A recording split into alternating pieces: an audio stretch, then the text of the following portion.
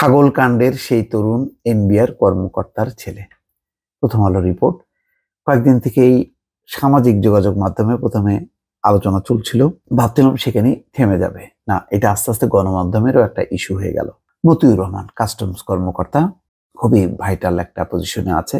তো তার সন্তান মুশফিকুর রহমান ইফাত, ইফাতের একটি ছবি, সেই খাসি বা ছাগল জড়িয়ে ধরে ঈদের সময় কেনা, 15 লাখ টাকা দাম, এটা যখন কি ভাইরাল হলো, তারপরেই এটা সূত্র ধরে আসলো যে এই ইফাত কার সন্তান। সেখানে আসলো মতিউর রহমান। আলোচনা এমন ভাবে ছড়ালো গণমাধ্যমে এবং প্রথমত সামাজিক মাধ্যমে, শেষ পর্যন্ত মতিউর রহমান তার ছেলেকে পর্যন্ত অস্বীকার করতে বাধ্য হলো। আমি এই রিপোর্টটাও দেখলাম যে কোনো একটা পত্রিকায় তিনি বলেছেন যে ইফাত তার ছেলে নয় এবং এই নামে কোনো ছেলে কখনোই ছিল না।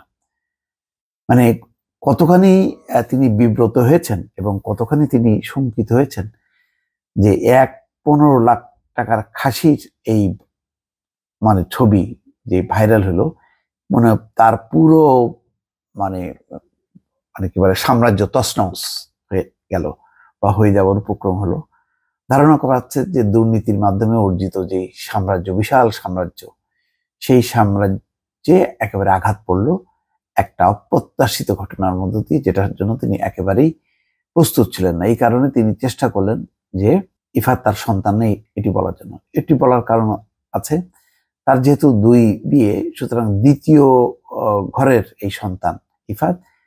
তো চিন্তা করলেন যে ঠিক আছে, আমি এই দ্বিতীয় ঘরটাকে আপাতত চাপা দিয়ে চলার চেষ্টা করি। কিন্তু আসলে ওই দ্বিতীয় ঘরের যিনি, তারপরে প্রথম ঘরের প্রত্যেকেই প্রভাবশালী, প্রত্যেকেই আসলে ক্ষমতার সিন আওয়ামী লীগের কোনো না কোনো পর্যায়ে আছে, এমনকি নিজাম হাজারীর আত্মীয় এখন, এটাও বোঝা গেল। এবং তিনি বলছেন যে না, তাদেরই আত্মীয় হচ্ছে এই ইফাত বা মতিউর রহমান।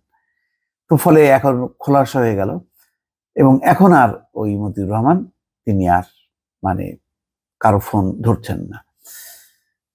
খবরটা খুব ইন্টারেস্টিং। প্রথম আলো দেখলাম যে পুরো খবরের এক ধরনের তদন্ত করেছে বা একেবারে পয়েন্ট টু পয়েন্ট তারা দেখিয়ে দিয়েছে যে কার আত্মীয় কার, এইভাবে সূত্র ধরে তারা এগিয়েছে। খবরে বলা হচ্ছে যে ঈদুল আজহার আগে 15 লাখ টাকা একটি ছাগল কিনতে গিয়ে সামাজিক যোগাযোগ মাধ্যমে ভাইরাল হন মুশফিকুর রহিম ইফাত নামের সেই একজন তরুণ, যিনি হচ্ছেন ওই জাতীয় রাজস্ব বোর্ডের সদস্য এনবিআর এর মতিউর রহমানেরই ছেলে। তার একাধিক নিকটাত্মীয় ও জনপ্রতিনিধি গতকাল বৃহস্পতিবার নিশ্চিত করেছেন ইফাত মতিউর রহমানের দ্বিতীয় সংসারের প্রথম সন্তান। তো প্রথম সন্তান আবার সেকেন্ড ওয়াইফ, ফলে আবদার তো বেশি থাকবেই। মতিউর রহমানের দাবি ছিল ইফাত তার সন্তান নয়। এ বিষয়ে পরিবারটির ঘনিষ্ঠজনেরা বলছেন, ব্যাপক আলোচনা সমালোচনার কারণে মতিউর রহমান ছেলেকে অস্বীকার করেছেন, ছেলেকেই পর্যন্ত অস্বীকার করেছেন, এমন একটা অবস্থা। কারণ এটা নিয়েও আবার সামাজিক যোগাযোগ মাধ্যমে নানান রকম ট্রল হয়েছে যে এখন ছেলেকেই তিনি চেনেন না, নিজে বাঁচতে যেয়ে ছেলেকে পর্যন্ত অস্বীকার করছেন বা জলে ভাসিয়ে দিচ্ছেন। 15 লাখের ছাগলকে কেন্দ্র করে ভাইরাল হওয়ার পর ইফাদের দামি ব্র্যান্ডের ঘড়ি, গাড়ি, আলিশান জীবনযাপনের নানা বিবরণ সামাজিক যোগাযোগ মাধ্যমে প্রকাশ পাচ্ছে। সরকারি চাকরিজীবী বাবার বেতনের টাকা দিয়ে ছেলে কিভাবে এমন ব্যয়বহুল জীবনযাপন করতে পারেন, তা নিয়েও নানা প্রশ্ন উঠতে থাকে। এই অবস্থায় পরিস্থিতি সামাল দিতে তিনি তাৎক্ষণিকভাবে ছেলের পরিচয় এড়িয়ে যাওয়ার চেষ্টা করেছেন। অবশ্য ফেসবুকে বিতর্কের মুখে ওই ছাগল ইফাত আর বাসায় নেননি এমন দাবি করেছেন ছাগলটির মালিক সাদিক এগ্রো কর্তৃপক্ষ। তবে ইফাত আরো বেশি দামে একাধিক গরু কিনেছেন বলে সামাজিক যোগাযোগ মাধ্যমে এসেছে, যদিও সেই তথ্য নিরপেক্ষ সূত্র থেকে যাচাই করা সম্ভব হয়নি। এদিকে ছেলের ছাগল কাণ্ডের ঘটনাকে কেন্দ্র করে শুরু আলোচনা এখন মতিউর রহমানের সম্পদের দিকে গড়িয়েছে। তার কত সম্পদ রয়েছে সেটি নিয়েও আলোচনা শুরু হয়েছে।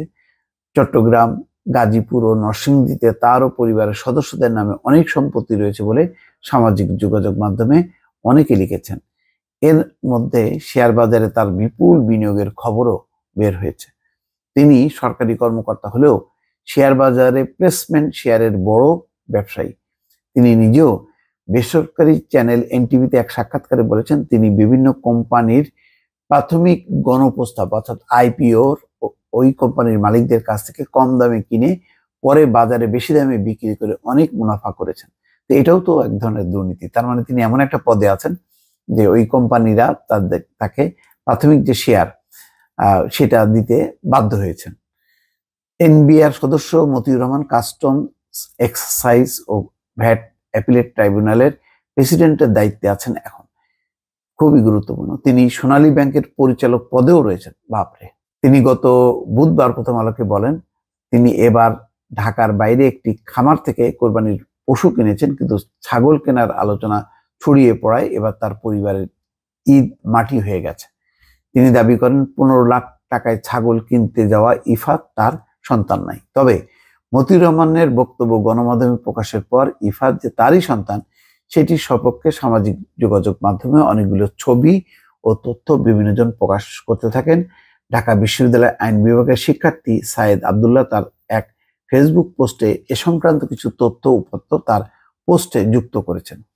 পরে খোঁজ নিয়ে জানা যায়, ইফাতের মা শাম্মী আক্তার শিবলি ওরফে শিবু মতিউর রহমানের দ্বিতীয় স্ত্রী। শাম্মী আক্তারের বাবার বাড়ি ফেনীর সোনাগাজী উপজেলার আমিরাবাদ ইউনিয়নের সোনাপুর গ্রামে।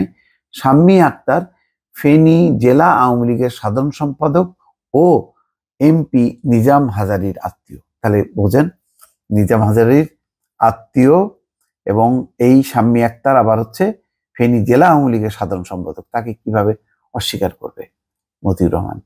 নিজামউদ্দিন হাজারী গতকাল বৃহস্পতিবার প্রথম আলোকে বলেন, 15 লাখ টাকার ছাগল কেনার ইস্যুতে আলোচনায় আসা ইফাত তার মামাতো বোন শাম্মী আক্তার, যার ডাকনাম শিবু, তার ছেলে। শাম্মী আক্তার এনবিআর এর সদস্য মতিউর রহমানের দ্বিতীয় স্ত্রী। তো শাম্মী আক্তার একজন প্রভাবশালী, তো এখন এই যে অস্বীকার করছে, শাম্মী আক্তারও কি এটা মেনে নেবে? জানি না। মতিউর রহমান বিভিন্ন সময়ে স্ত্রী সন্তানদের নিয়ে ফেনীর সোনাগাজীতে শ্বশুরবাড়িতে বেড়াতে গেছেন বলে জানিয়েছেন আমিরাবাদ ইউনিয়নের পরিষদের চেয়ারম্যান ও সোনাগাজী উপজেলা যুবলীগের সভাপতি আজিজুল হক। যাক, বোঝা যাচ্ছে যে একেবারে পুঙ্খানুপুঙ্খভাবে মতিউর রহমানের ছেলেই যে ইফাত, এটার ব্যাপারে আর কোনো আমার ধারণা কোনো সন্দেহ নেই।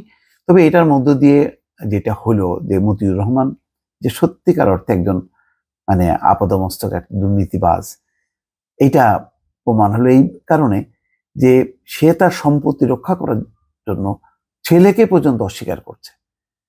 আর যেই ব্যাখ্যা তিনি দিচ্ছেন সম্পদ অর্জনের, এই ব্যাখ্যা আসলে সন্তোষজনক না। আর এরা এমন একটা মানে ওনারা এমন এক জায়গায় পজিশনে থাকেন, এদের বিরুদ্ধে তদন্ত করাটাও আসলে খুব কঠিন। হয়তো দেখা যাবে যে উনি রিটায়ারমেন্টে যাওয়ার পরে যখন ক্ষমতা থাকবে না তখন তদন্ত শুরু হবে। ততদিনে বহু সম্পদ বেচাকেনা হয়ে যাবে, দেশের বাইরে পাচার হবে, এবং এভাবেই কিন্তু লুটপাট চলছে অবাধে, যার কোনো ইয়াত্তা নেই, যার কোনো শেষ নেই, এবং এই ব্যাপারে কোনো জবাবদিহিতাও নেই।